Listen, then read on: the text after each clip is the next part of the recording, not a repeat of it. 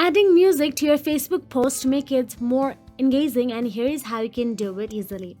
Firstly, open the Facebook app on your mobile device and make sure you are logged into your Facebook account.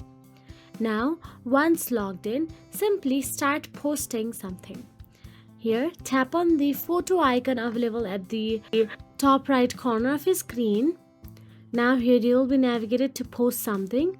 Browse through your gallery and tap on the video or photo you want to post.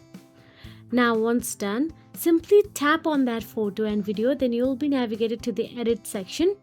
Here in the right side panel you can see music icon available. Now there, tap on the add music.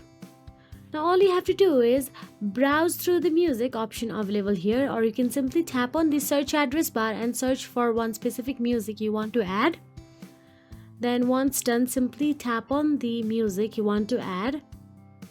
Then you can see the slider option available. Simply slide to the lyric you want to add to your video.